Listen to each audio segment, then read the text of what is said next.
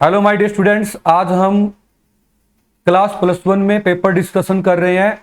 New Yashoda public school का NYPS का mid term exam कर रहे हैं। फिजिक्स का क्लास 11th का पेपर डिस्कशन कर रहे हैं। वो कह रहे हैं least count of vernier caliper बताओ क्या होता है।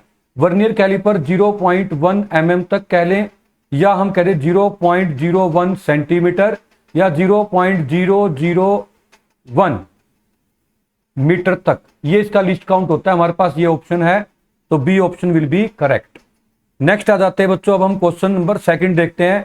वो कह रहे हैं अपने को राउंड ऑफ करना है, अपने को राउंड ऑफ क्या करना है बच्चों, अपने को इस नंबर को राउंड ऑफ करना है 3 सिग्निफिकेंट फिगर तक।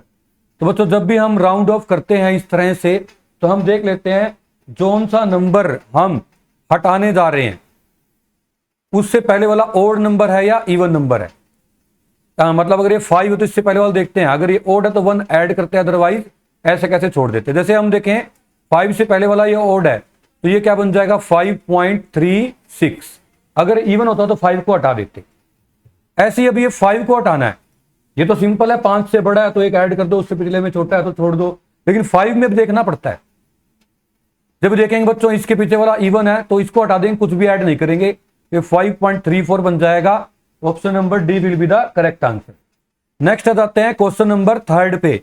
वो कह रहे हैं 2 बॉल्स हैं A and B, same mass की हैं, टॉप ऑफ द बिल्डिंग से थ्रो किया है। A thrown upward with velocity v and B thrown down with velocity v। एक को ऊपर की ओर थ्रो किया है और दूसरे को नीचे की तरफ। ठीक है बच्चों, देखो को अपने को 2 बॉल्स दे रखी हैं। अब एक को तो है ना हमने ऐसे ऊपर की ओर थ्रो किया, क्लियर है यहां तक, ऊपर की ओर थ्रो किया तो एक तो कह रहे हैं ऊपर जाके ऐसे नीचे आएगी, क्लियर है, और दूसरी बॉडी को जस्ट हमने नीचे थ्रो कर दिया। देखो टॉप ऑफ द बिल्डिंग से हमने बॉडी को थ्रो किया है, A thrown upward with velocity v and B thrown downward with velocity v। तो कह रहे हैं जब वो ग्राउंड पे पहुंचेंगे तो अपने को बताना है दोनों की वेलोसिटी क्या होगी।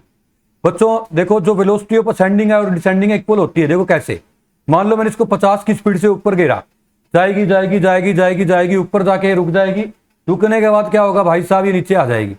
जब नीचे आ जाएगी तो वापस इसकी 50 होगी। अब जो बॉल ऊपर गिरी थी वो भी एक्चुअली 50 से ही तो नीचे आएगी, और एक बॉल जो सीधी 50 से नीचे गिरी थी वो 50 से आ रही थी। तो इसका मतलब जब ये ग्राउंड पे पहुंचेंगी तो दोनों की वेलोसिटी क्या होगी, सेम होगी। C will be the correct answer. Clear है यहां तक। नेक्स्ट हम कर रहे हैं, they are saying a ball is thrown vertically upward reaching maximum height h, return to the starting point after 10 second, its displacement is.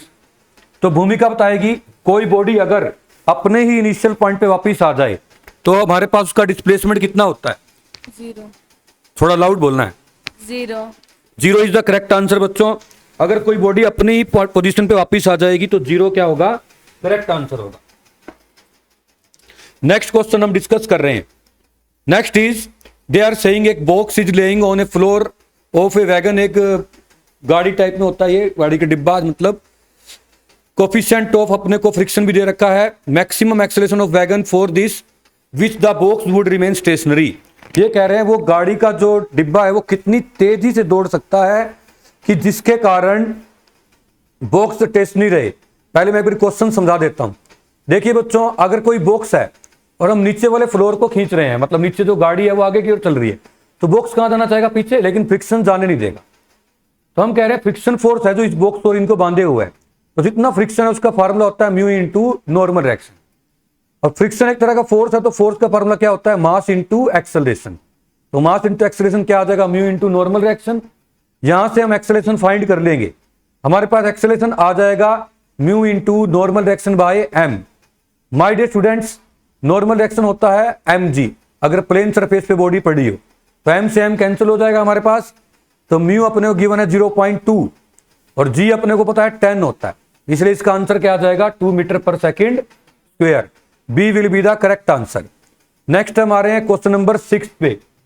Next is question number 6, limiting friction of a body. एक limiting friction जो वो किस पे depend करता है। My dear student, friction का जो formula है वो म्यू इंटू एन है, ठीक है। तो अपने को ये बताना है कि लिमिटिंग फ्रिक्शन जो है इनमें से किस किस पे डिपेंड करेगा। ऑप्शन अपने को दे रखे हैं, एरिया, सेकंड दे रखा है वॉल्यूम, थर्ड दे रखा है nature of surface and D दे रखा है periphery of the contact surface. तो अपने को बताना है इसमें से क्या ऑप्शन होगा। Yogesh will tell the correct answer. Yogesh loudly बोलना है, आगे आ जाओ, माइक में बोलना है। क्या ऑप्शन होना चाहिए इसमें? Nature of surfaces.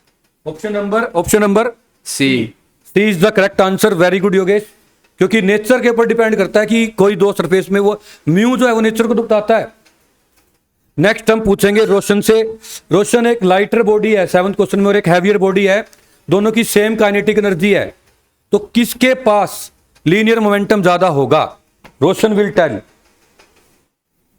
रोशन, मैं थोड़ा सा हिंट दे देता हूं आपको। काइनेटिक एनर्जी का फॉर्मूला होता है हाफ mv², और अगर मैं कह दूं इसी को मैं m से मल्टीप्लाई m से डिवाइड करूं तो ये बन जाता है ऊपर m², नीचे m, ये p बन जाता है। क्लियर है? तो जो मोमेंटम है वो बन जाएगा half p² is equal to me। ये वाला मैं ऊपर ले गया हूं, ठीक है, इस 2 को भी ऊपर ले जाता हूं तो 2me बन गया। तो जो p का फॉर्मूला है रोशन, ये होता है √2me।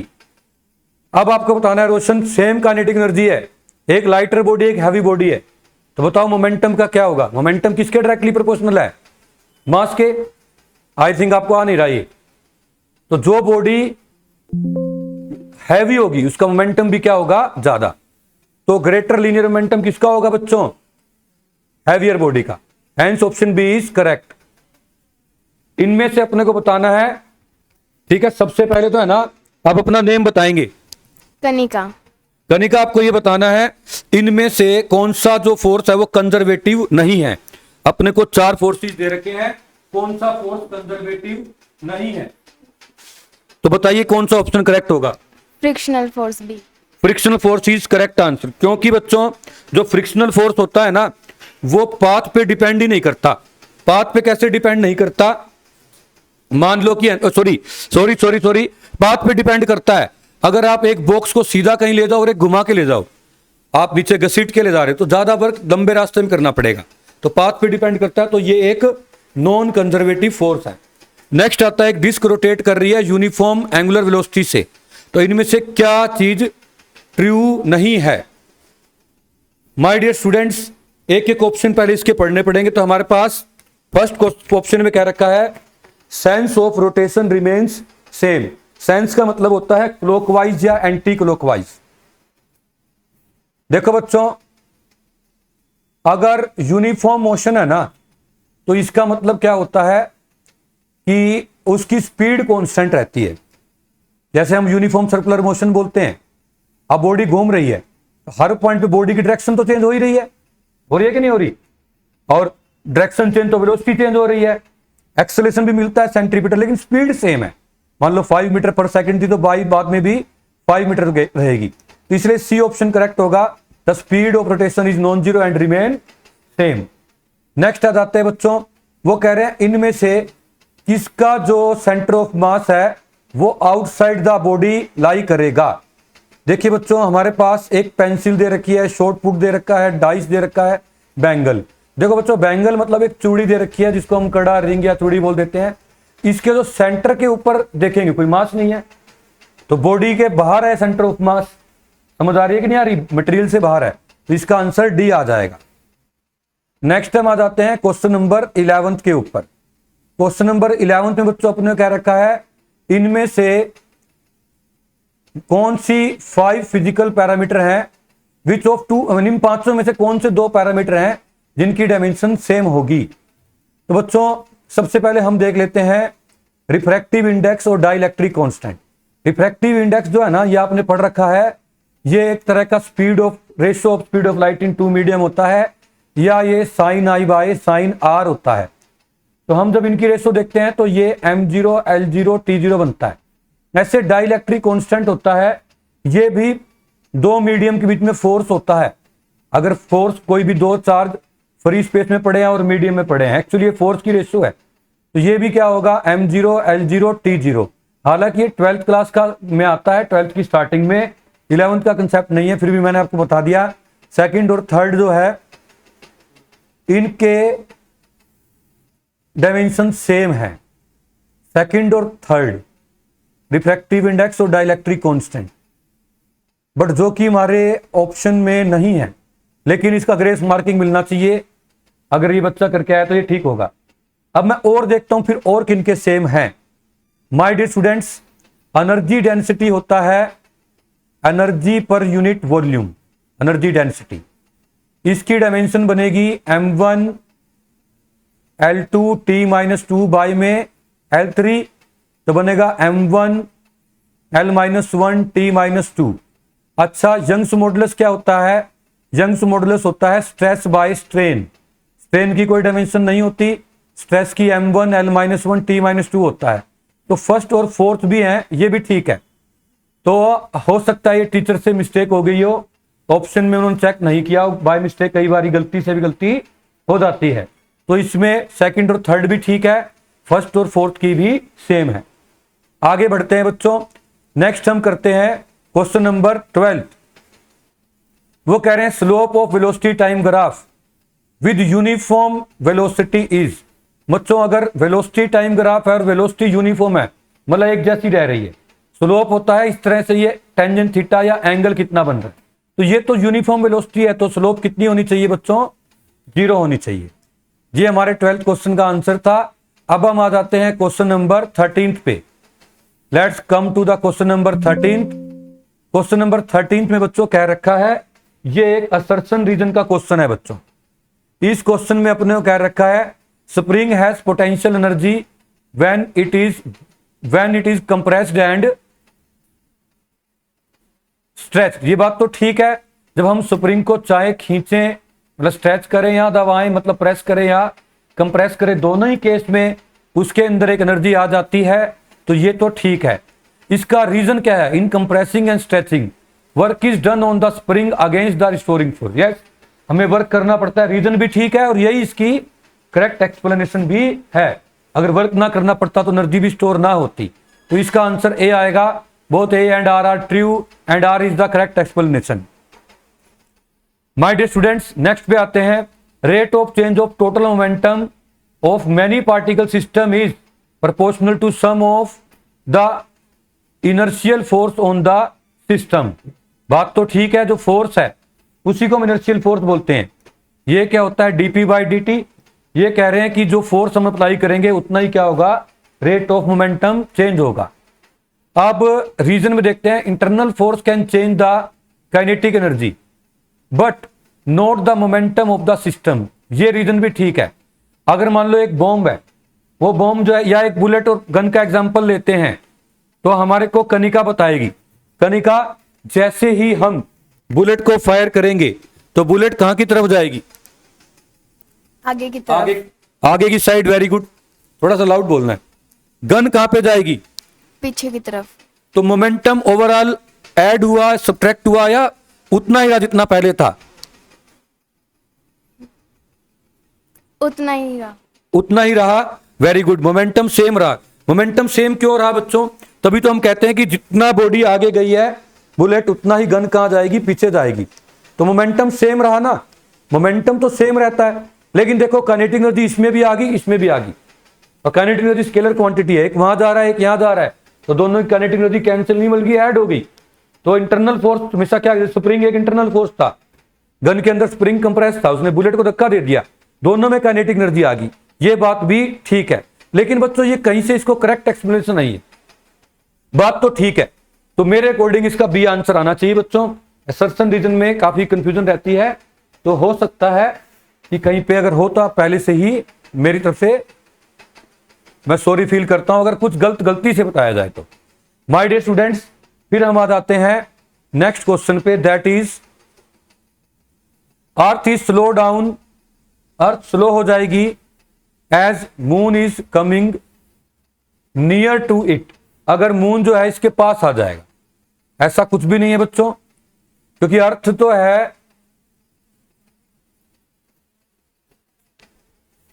वो अपनी ही एक्सिस पे। अभी इसमें ये नहीं बताया गया कि अपनी एक्सिस पे कह रहे हैं या सन के अराउंड, तो मेरे अकॉर्डिंग ये रॉन्ग है। Angular momentum the earth and moon system is conserve, ये ठीक है, क्योंकि बच्चों मोमेंटम जो है वो किसी भी सिस्टम का होता है वो क्या रहता है, कंजर्व रहता है, चाहे वो मून अर्थ सिस्टम हो। फिर आते हैं बच्चों क्वेश्चन नंबर 16 पे, centre of mass of body में लाई वेयर देयर इज नो मास, ये तो करेक्ट है। जैसे रिंग का सेंटर ऑफ मास कहाँ लाई करता है, बीच के सेंटर पे, वहां पे कोई मास नहीं है। इवन एक क्वेश्चन भी आया था कि बॉडी के आउटसाइड किसका सेंटर ऑफ मास लाई करेगा, अभी जो बेंगल वाला क्वेश्चन आया था इससे पहले, तो हम कहेंगे ये तो ठीक है। फिर वो कह रहे हैं centre of mass the body is a point where whole of mass of the body is suppose to be consider, ये भी ठीक है, सेंटर ऑफ मास की डेफिनेशन है, तो ये करेक्ट आंसर भी है, क्योंकि रिंग का हम सारा मास बिल्कुल उसके सेंटर पे कंसीडर कर सकते हैं। तो A will be the correct answer. My dear students, now comes to section B. Section B अब हम करते हैं। They are saying in section B, first question is find the dimension of A and B. So much easy question this is, अपने को A और B की dimension बतानी है। माय डियर स्टूडेंट्स, इसमें पी प्रेशर है और वी वॉल्यूम है, तो बच्चों आप देखो जो वॉल्यूम की होगी वही बी की होगी, क्योंकि सेम चीज में से सेम क्वांटिटी को हम माइनस कर सकते हैं। तो हमारे पास बी की डायमेंशन क्या होगी, L3 होगी। माय डियर स्टूडेंट्स, अब आता है पी की, अपने ए की पूछी है बच्चों, जो प्रेशर की है ना वही A/V² की होगी, तो ए की डायमेंशन क्या बन जाएगी, क्योंकि दो सेम क्वांटिटीज को हम ऐड कर सकते हैं, ए की डायमेंशन बन जाएगी P × V²। तो प्रेशर की dimension M1 L-1 T-2 into में L6 होती है, क्योंकि ये V का स्क्वायर है ना, L3 का स्क्वायर कर दिया। इसको सोल्व करेंगे तो M1 L5 T-2 बनता है, ये हमारा आंसर है बच्चों बी का। और ए की डायमेंशन, सॉरी ए की डायमेंशन क्या थी, L3। इसका कोई यूज नहीं होगा, टी भले टेम्परेचर है पड़ा रहेगा। आगे कह रहे हैं एक पार्टिकल है वो कांस्टेंट एक्सेलरेशन में चलता है 20 सेकंड्स के लिए, और रेस्ट से स्टार्ट हुआ है, डिस्टेंस 1 मीटर कवर करता है in first 10 second, at distance S2 cover करता है, वो S1 है, सॉरी S2 कवर करता है इन 10 second, then S1 and S2 अपने से पूछा है। मैं एक बार क्वेश्चन रिपीट कर देता हूं। एक पार्टिकल कांस्टेंट एक्सेलरेशन से 20 सेकंड तक के लिए मूव करता है, रेस्ट से स्टार्ट हुआ है बच्चों। तो आप देखिए पहले 10 सेकंड में जो डिस्टेंस कवर करेगा वो कितना होगा बच्चों, u कितना है 0, और यहां से यहां तक आने का जो समय मिल गया उसको, वो हमें कितना मिल गया बच्चों, 10 सेकंड, ठीक है। और हमारे को एक्सेलरेशन देखिए कुछ दे रखा है क्या, नहीं दे रखा। एक्सेलरेशन को ए लेट कर लूं मैं, तो अब चलिए हम s फाइंड करते हैं।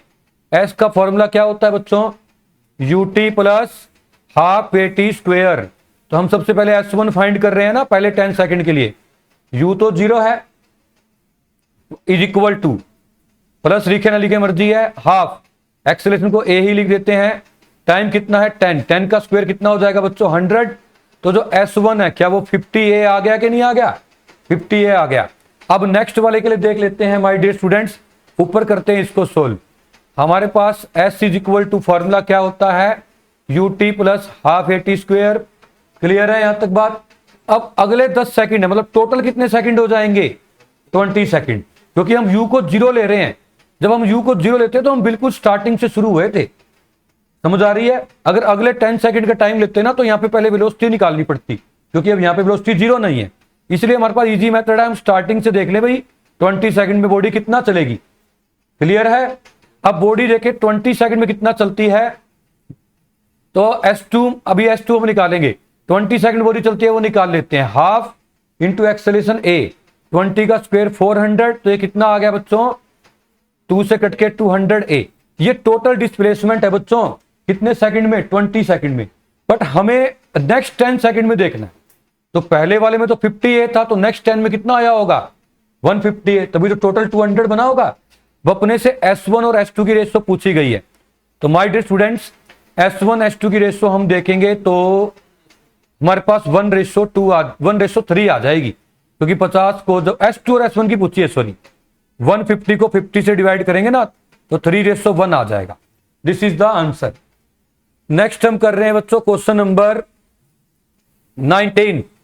वो कह रहे हैं कि अपने पास एक 2 किलोग्राम की बॉडी है, वो सर्कुलर पाथ में मूव करती है और अपने को कह रखा है if the mass move 300 revolution पर minute find out it's kinetic energy. अपने को एक बॉडी का मास दे रखा है, वो सर्कुलर पाथ में मूव करती है बच्चों, रेडियस अपने को दे रखी है, मास भी अपने को दे रखा है। देखिए बच्चों, काइनेटिक एनर्जी का फार्मूला क्या होता है, हाफ या फिर हाफ एम वी होता है ओमेगा इंटू आर। तो ओमेगा स्क्वायर आर स्क्वायर बन जाएगा, नहीं बन जाएगा? क्लियर है यहां तक?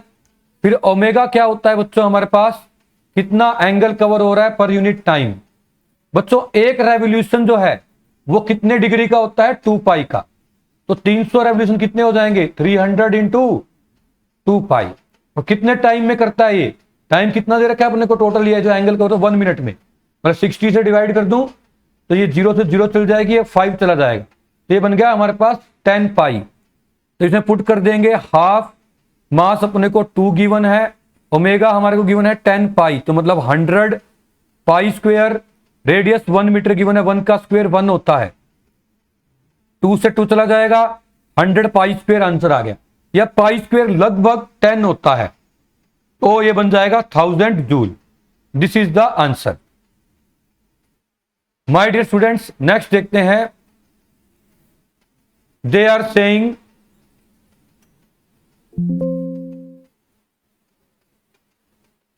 अपने को ये कह रखा है कि एंगुलर स्पीड अपने को दे रखी है 200 रेडियन पर सेकंड, मतलब अपने को ओमेगा दे रखा है। माय डियर स्टूडेंट्स, वो कह रहे हैं इंजन को जो टॉर्क ट्रांसमिट करना पड़ा वो भी गिवन है। अच्छा, पावर का फॉर्मूला क्या होता है बच्चों, क्या फोर्स इंटू वेलोसिटी होता है कि नहीं होता? ऐसे ही घूमने वाली पावर क्या होगी, टॉर्क इंटू घूमने वाली वेलोसिटी। तो हमको ये दोनों चीजें गिवन है। देखिए अपने को एंगुलर स्पीड 200 गिवन है और टॉर्क 180 है, इनको मल्टीप्लाई कर लोगे 18 इंटू 2 बन जाएगा 36, 1 2 3, ये हमारे पास आ जाएगा। इतने वोट पावर जो है वो रिक्वायर्ड होगी।